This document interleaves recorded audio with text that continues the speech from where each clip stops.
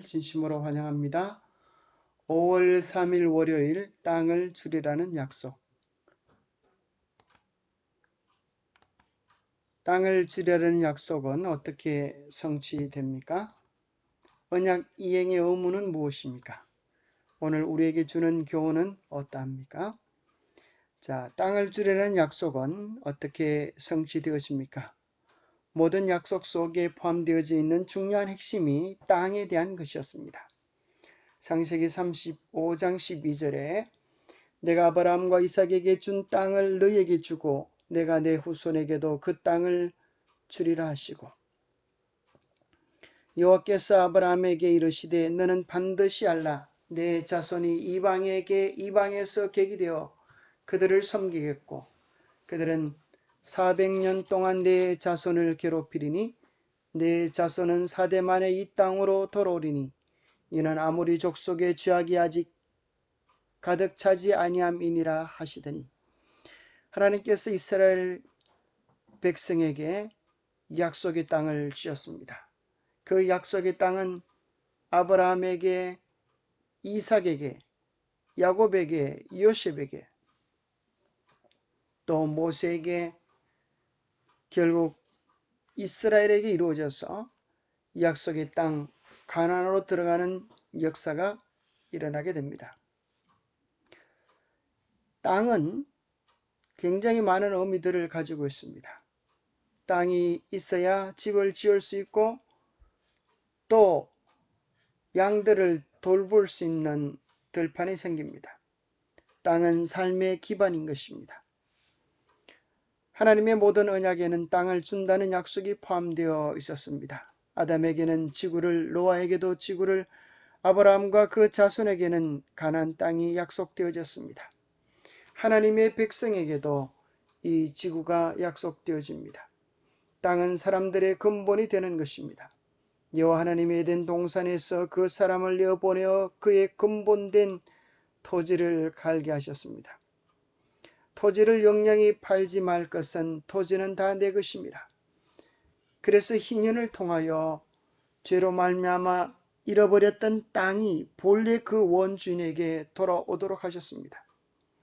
땅은 잃어버렸던 에덴을 상징하기도 하는 것입니다. 땅은 하나님의 소유를 상속받을 자격이 있다는 것을 나타내고 하나님의 권속이라고 하는 것을 증명하는 대표적인 것이었습니다.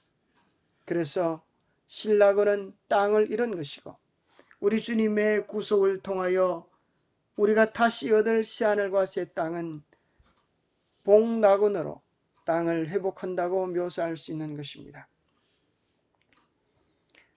교과의 내용입니다. 하나님의 백성 이스라엘에게 땅을 주시겠다는 약속은 맨 처음 아브라함에게 주어졌으며 그 후에는 이삭과 야곱에게도 반복되었습니다. 요셉의 유언에서 이 약속은 다시 반복됩니다. 그러나 하나님께서는 아브라함의 자손들이 그 땅을 차지하기까지 400년의 세월이 걸릴 것을 아브라함에게 말씀해 주셨습니다. 그 약속은 모세와 여호수아의 시대에 이르러 성취되기 시작했습니다. 모세는 거룩한 명령에서 그 약속을 반복합니다.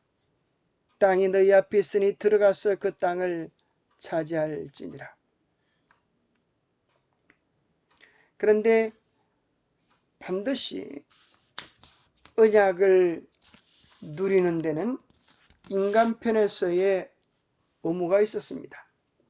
특별히 잘 알려진 축복과 저주의 장으로 알려진 신명기 28장에 보면 1절부터 14절의 내용은 하나님의 명령을, 그 언약을 이행하기 위하여 그분의 명령을 준행하라고 하십니다. 그분의 명령을 순종할 때 얻을 복에 대하여 기록해 주고 있는 것입니다. 언약의 축복입니다. 들어가며 복을 얻고 나오며 복을 얻고 앉아도 서도 복을 얻을 것을 약속해 주신 반면에 똑같은 축복이 한 단어 순종 앞에 불이라고 하는 불순종이 들어갈 때, 순종하지 아니할 때 그 모든 축복이 도리어 저주로 변하는 내용이 기록되어져 있습니다. 그래서 언약이 소중하면 소중할수록 우리는 그 소중한 언약을 망가뜨리지 않도록 우리의 마음과 정성을 주님께 드려야 할 것입니다. 교과에는 풀빛 주석의 내용이 기록되어져 있는데요. 전부는 아닐지라도 저주의 대부분이 죄가 그 악한 결과를 드러내도록 방임함으로써 일어난 것이다. 육체를 위하여 심는 자는 육체로부터 썩어질 것을 거두게 된다. 그냥 놓아두면 적당한 위치를 찾기까지 흘러가기를 멈추지 않는 물과 같이 그냥 내버려두면 악이 다 다를 때까지 멈추지 않고 움직이는 시계와 같이 그냥 자라도록 내버려두면 적당한 열매를 맺는 나무와 같이 죄는 결과를 수반하게 되는데 그 결과는 사망이다. 우리의 조상 아담 하와가 범죄한 이후로 우리의 본성이 죄로 기울어지는 경향을 가지게 되었습니다. 그래서 우리 인생을 내버려두면 그냥 놓아두면 우리의 삶은 사망으로 멸망으로 흘러가기를 멈추지 않는 죄가 우리 안에 있는 것입니다. 흘러가기를 멈추는 결단이 우리에게 있어야 할 것을 이야기해 주고 있습니다. 교과의 내용입니다. 땅에 관한 모든 약속에도 불구하고 땅을 주리라는 약속에는 조건이 있었다. 그것들은 언약의 일부로 주어졌다. 이스라엘은 자신들이 수행해야 할 몫을 가지고 있었다. 만약 그렇게 하지 않는다면 약속은 무효화될 것이었다. 여호와께서는 여러 차례에 걸쳐서 그들이 불순종하면 땅을 빼앗기리라고 분명히 말씀하셨다. 여호와께서는 이 사실을 아주 명백히 말씀하셨다. 하나님께서는 이보다 더 분명히 말씀하실 수 없으셨다. 아무리 정성껏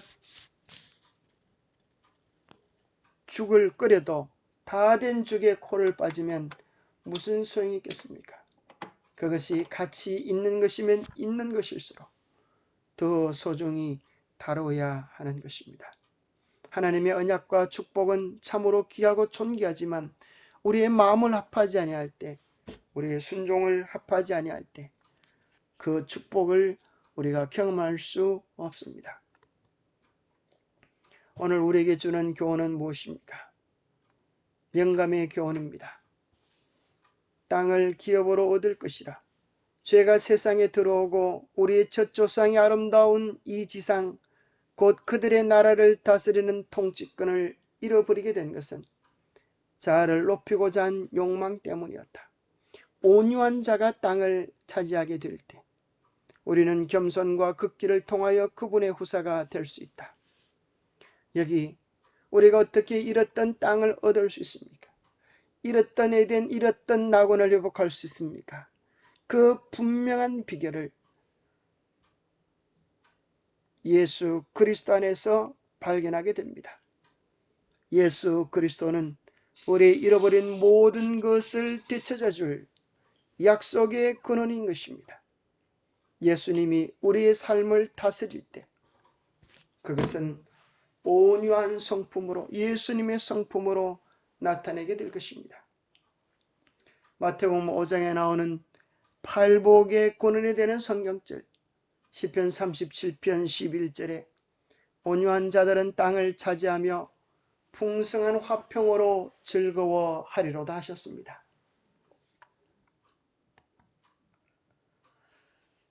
그리스도에 대해 배운 사람은 이기심과 교만과 지배욕을 멀리한다. 그리하여 심령 속에 안정이 깃든다. 자아가 심령의 지배 아래 굴복하게 될 것이다. 이렇게 되면 우리는 제일 높은 자리를 얻기 위해 전전긍긍하지 않게 된다. 자신을 드러내기 위하여 다른 사람을 밀어낼 생각도 품지 않게 된다. 오히려 그리스도의 발 아래 앉는 것을 제일 높은 자리로 생각한다. 땅을 차지하는 방법은 그리스도께 우리의 마음의 영토를 드리는 것입니다. 일순간이 아니라 매일 주님이 우리를 다스리실 때 우리의 삶에서 이기심과 교만과 집욕은 사라져 버릴 것입니다. 성령이 우리를 다스릴 때 우리는 제일 높은 자리를 얻기 위하여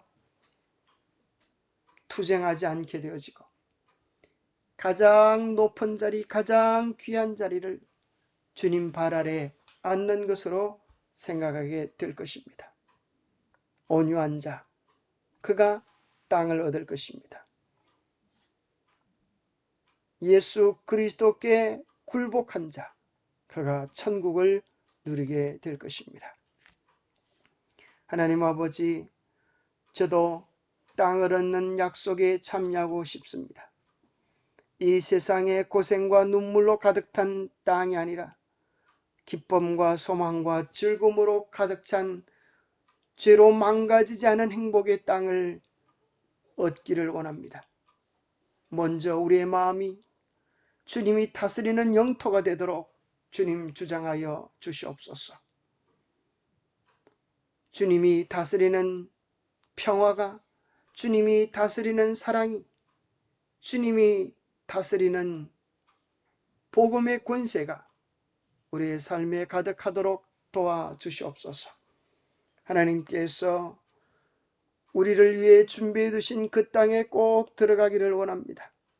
세상의 어느 것과도 비교할 수 없는 그 아름다운 땅에 들어가기에 합당한 자가 되도록 매일매일 성령을 통하여 우리를 다스려 주시옵기를 우리 주 예수 그리스도로 머지하여 간절히 간구하옵나이다. 감사합니다. 예수님과 동행하며 성령의 은혜에 굴복되어지는 매일의 아름다운 삶이 되기를 축복합니다. 감사합니다.